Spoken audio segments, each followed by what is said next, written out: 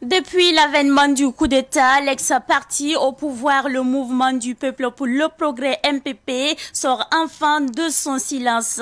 Le président du MPP, Alassane Bala Sakandé, a laissé entendre ce matin lors de la conférence de presse que Roch-Marc Christian Kaboré est en détention et non en résidence surveillée. Mécontent, le MPP demande la libération sans condition de leurs camarades. Sommet extraordinaire des chefs d'État à Accra, le président de la transition malienne, Assimi Goïta, a désigné le ministre des Affaires étrangères pour le représenter. Abdoulaye Diop sera accompagné d'une délégation pour prendre part à ce sommet extraordinaire initié par la CEDEAO. On en parle dans cette édition dans l'actualité internationale. Bonsoir à toutes et à tous et bienvenue à cette édition du soir. Comme annoncé au début de ce journal, le bureau exécutif national de l'ancien parti au pouvoir, le mouvement du peuple pour le progrès MPP, a tenu sa toute première conférence de presse après la chute du régime Kaboré depuis l'avènement du coup d'État. C'était l'occasion pour les responsables du MPP de demander aux nouvelles autorités la libération immédiate et sans condition de l'ex-président Roch-Marc Christian Kaboré. Retour donc sur cette conférence de presse avec Abdoulaye Kinda. Après une minute de silence, observé en la mémoire des victimes des actes terroristes et du coup d'État du 24 janvier dernier, les premiers responsables de l'ex-parti au pouvoir MPP ne sont pas passés par 4 chemins pour demander la libération de Roch Kaboré. Selon les membres du MPP, Roch-Marc Christian Kaboré n'est pas détenu dans de bonnes conditions. Il a été déplacé d'un point A à un point B, d'un point B à un point C et probablement d'un point C à un point D. Pour moi, ce n'est pas une résidence surveillée, mais le président Kaboré est en détention. Donc pour nous, résidence surveillée où il ne peut passer qu'une heure avec ses enfants, où il n'a pas droit au téléphone, où il n'a pas droit à des visites qu'il aurait souhaitées, parce qu'aujourd'hui, il ne peut le voir que son médecin, ses aides de camp, ses enfants, son épouse, et ce pour une heure. Il n'a plus accès à son téléphone. Voilà la situation que vit le président Kaboré aujourd'hui. Qu'est-ce qu'il a fait pour mériter cela? Le président Roch-Marc Christian Kaboré n'étant pas privé de liberté du fait de la justice, le MPP exige par conséquent son élargissement immédiat et sans condition. Le MPP invite la population burkinabé à se joindre à lui pour exiger la libération de l'ex-président Roch Kaboré. Le MPP invite pour ce faire tous les démocrates et patriotes épris de paix et de justice à se joindre à lui pour exiger la libération du président Kaboré. Le président du MPP s'est prononcé aussi sur la démission des 46 membres du BPN. Les démissions. Je voudrais vous dire qu'en tant que président du parti, une seule démission, je dis bien une seule démission, lorsque j'apprends ça me chagrine. A fortiori, un homme de 46 pour le moment qui a été avancé. Je voudrais tout simplement dire que l'adhésion au MPP est libre, la démission est libre. Il ne me revient pas ici de juger de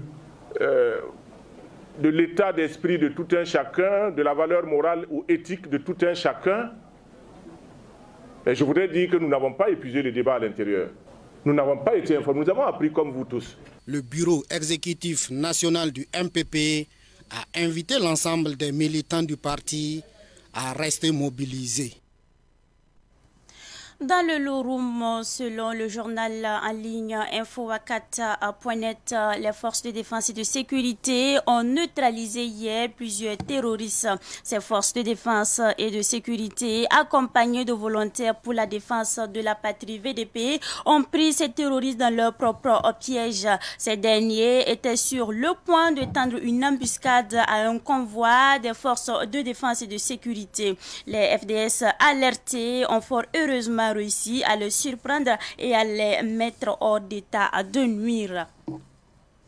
Bientôt, les médias et les réseaux sociaux seront envahis par des messages de sensibilisation sur l'hygiène des poulets. C'est une campagne qui va donc durer 9 mois et cette campagne vise à réduire les maladies d'origine animale. C'est une campagne initiée par l'ILRI, International Livestock Research Institute. Fatih Sankara pour plus de détails. Le poulet est l'un des aliments les plus prisés dans la capitale politique. Plus de 50 000 poulets sont consommés par jour par les Ouagalais. Pourtant, ces poulets ne sont toujours pas cuits et vendus dans de bonnes conditions hygiéniques, ce qui peut affecter la santé des consommateurs. Pour minimiser cette situation, l'ILRI, International Livestock Research Institute et ses partenaires ont lancé une campagne de sensibilisation des consommateurs. La campagne durera 9 mois et puis il y a beaucoup de supports. Il y aura des supports sur Internet, il y aura des supports sur la télévisée, il y aura des affiches. Il y a beaucoup d'approches de communication qu'on va mettre en œuvre. Et la campagne se passera dans tout Ouagadougou parce qu'on vise les consommateurs de Ouagadougou, parce que le marché terminal du poulet est Ouagadougou. Donc la plupart des consommateurs sont dans Ouagadougou. On va renforcer les capacités des acteurs de la chaîne de valeur, surtout les grilleurs, à travers des formations. Et aussi, on va renforcer la capacité des régulateurs, c'est-à-dire que tous ceux qui s'occupent de l'hygiène, l'inspection des aliments de rue. Le résultat attendu à la fin, c'est qu'on est sur le marché de Ouagadougou des poulets sains, que les consommateurs mangent des poulets sains et que l'hygiène et l'environnement dans lequel le poulet est abattu et cuisiné et consommé aussi soient sains.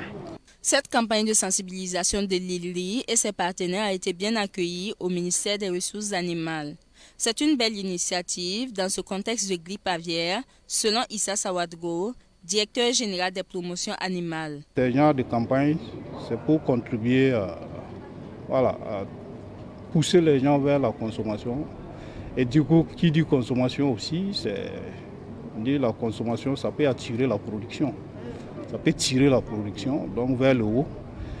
Et du coup, comme je l'ai dit, c'est toute la filière qui gagne, depuis la production jusqu'à la transformation au consommateur. Quand c'est bien consommé, forcément le niveau de technicien, ça amène les gens à produire plus, à utiliser plus de bonnes techniques pour produire, etc. Et ça améliore l'élevage de poulets de façon générale. La campagne à terme devrait impulser un changement de comportement des vendeurs. Ils doivent désormais offrir des produits sains aux consommateurs. L'Association des élèves et étudiants musulmans du Burkina Faso, en abrégé AEMB section Obritenga, tient depuis dimanche son séminaire provincial de formation islamique. Près de 300 élèves et étudiants prennent donc part à ce séminaire. Et ce séminaire se tient dans l'enceinte du lycée départemental de Lumbila. Abdoulaye Kinda pour plus de précisions. Ils sont plus de 300 participants issus des différents lycées et collèges de la province de l'Obritenga qui prennent part à l'édition 2022 du séminaire provincial de formation islamique de l'AMB section Obritenga. L'objectif est de renforcer les connaissances des participants en matière d'enseignement islamique. L'organisation de ce profil répond à l'un des objectifs de l'AMB est la promotion de l'islam dans les milieu scolaire et estudiantin. C'est dans cette dynamique que le Conseil général d'Obritenga organise du 21 au 25 mars 2022 dans la belle cité de Lumbila un séminaire de formation islamique placé sous le thème l'excellence académique, un viatique de l'AMB. Notre séjour ici à Lumbila sera ponctué de formation, d'apprentissage du Saint-Coran, de cours d'instruction religieuse, de promotion et de la solidarité, de la fraternité et d'entraide entre les frères et sœurs. Le thème retenu pour cette édition qui est intitulé « L'excellence académique, un viatique de l'AMBiste » a été salué par le parrain qui est un ancien membre de l'AMB. C'est l'œuvre de Dieu. Et nous vivons sur cette terre grâce à Dieu. Nous devons travailler pour Dieu. Et en tant que aussi ancien AMBiste, je suis fils musulman, je me vois obligé vraiment d'accompagner Et c'est ma manière aussi, c'est ma contribution aussi. Nous avons aussi contribué en tout cas à implanter l'AMB dans la province de Lubitenga, Zitenga, Lapero, ici, ainsi de suite. Et ça, c'est le vieux temps. Voilà, donc nous voyons que ça continue. Les jeunes ont fait plus et c'est ce que nous souhaitons. C'est vraiment les inciter au travail et à la discipline. Et comme le thème là, si bien dit, l'excellence, actuellement, nous sommes dans un monde où l'excellence est le mot-clé. Dans tout ce que nous faisons, il faut bien faire, il faut exceller pour réussir. Ce séminaire provincial de formation islamique de l'AMB section Oubri-Tenga se tient en présence des autorités islamiques.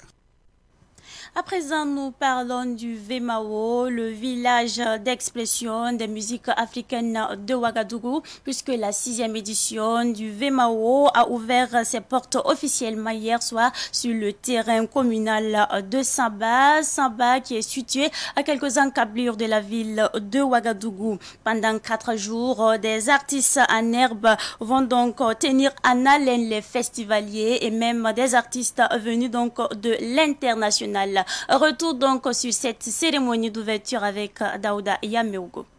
La commune de Saba, près de Ouagadougou, vibre au rythme du village d'expression des musiques africaines de Ouagadougou, Vemao. Ce festival offre un cadre d'expression aux artistes locaux de Saba.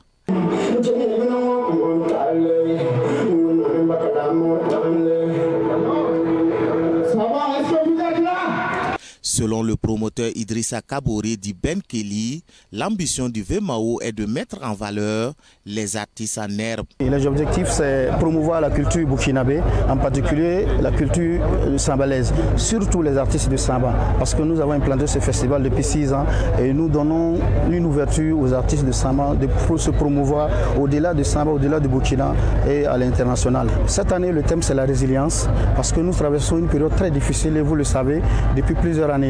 Et nous perdons chaque jour des vaillantes populations, des soldats, des mamans, des parents. Et donc nous avons placé ce signe sur la résilience. Et ensemble, nous pouvons combattre ce qui traverse, en tout cas ce qui arrive à notre pays. C'est vraiment déplorable. Et tous nos souhaits, en tout cas, que cette guerre insensée prenne fin rapidement. Cette 6e édition connaît des innovations, notamment la réalisation de l'émission Cocktail sur le site du Vemao.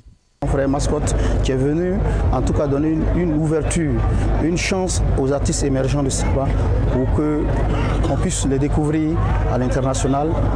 Ça fait partie des principes du Vemao et nous estimons heureux. Le village d'expression des musiques africaines de Ouagadougou qui se tient à Saba referme ses portes le dimanche prochain.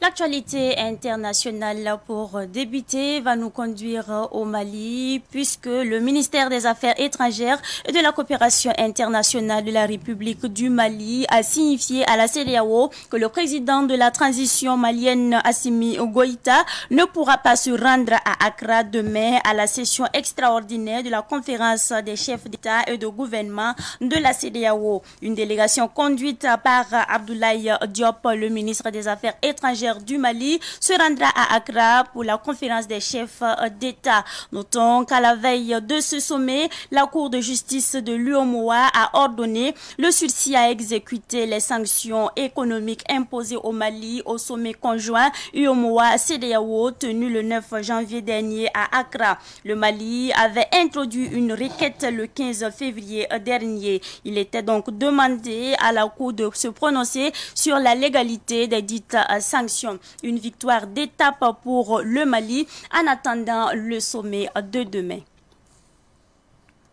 3 sommets, G7, OTAN et l'Union européenne réunissent des dirigeants européens à Bruxelles, la capitale belge. En toile de fond, l'invasion de l'Ukraine par la Russie. Quelles sont donc les différentes positions et quelles mesures pourraient découler de ces sommets? Je vous invite à suivre ce commentaire qui nous est proposé par Rachid Assad Zongo. Les dirigeants de l'OTAN, du G7 et de l'Union européenne ont laissé tomber les visioconférences pour discuter ce jour à Bruxelles, en Belgique, avec pour principal sujet l'invasion de l'Ukraine par la Russie depuis 1 mois aujourd'hui. Les membres de l'Alliance Atlantique vont consacrer l'essentiel de leurs travaux aux conséquences de la guerre menée par Moscou. Les alliés vont discuter de la coordination de leur soutien économique, humanitaire et en termes d'équipement militaire au gouvernement de Volodymyr Zelensky, en restant hors d'une guerre ouverte contre la Russie. Les Américains comptent allonger la liste des oligarques et des personnalités politiques russes visées par leurs sanctions. Les États-Unis vont également renforcer dans la durée le positionnement de l'OTAN dans les pays d'Europe de l'Est. La Suède et l'Allemagne ont annoncé pour leur part la livraison à l'Ukraine de 5 000 et 2 000 nouvelles armes anti-chars respectivement. Les Européens et leurs alliés doivent par ailleurs discuter de la position de la Chine dans le conflit, alors que Pékin assure ne pas fournir de matériel en soutien à l'invasion menée par Moscou. Les Occidentaux font aussi pression pour que le gouvernement indien condamne l'agression russe. L'Inde et la Chine s'étaient abstenus lors du vote de l'Assemblée générale des Nations unies sur un texte exigeant que la Russie retire immédiatement ses forces militaires du territoire ukrainien. L'Assemblée générale de l'ONU, regroupant 193 États, devrait adopter ce jeudi une nouvelle résolution qui va exiger de la Russie un arrêt immédiat de la guerre en Ukraine. En attendant, les ambassades des pays impliqués dans la crise continuent de se vider. La Russie a décidé hier mercredi d'expulser des diplomates américains en représailles à l'expulsion par Washington de 12 membres de la mission russe auprès de l'ONU. Sur la question très sensible des ventes d'hydrocarbures, principale source de revenus de la Russie, la coordination entre occidentaux semble ainsi avoir trouvé ses limites. Si les Américains ont décrété un embargo sur le pétrole russe, les Européens ne semblent pas pour l'heure en mesure de se sevrer des hydrocarbures russes et surtout du gaz. Ces trois sommets pourront-ils maintenir et même resserrer l'étau sur la Russie? Wait and see. Rappelez-vous de cette citation de Samuel Johnson qui dit ceci: les grands accomplissements sont réussis non par la force mais par la persévérance. C'est donc tout pour cette édition du soir. Merci à vous qui nous avez suivis de bout en bout et très bonne suite de programmes sur Savane TV, la télévision des nouvelles.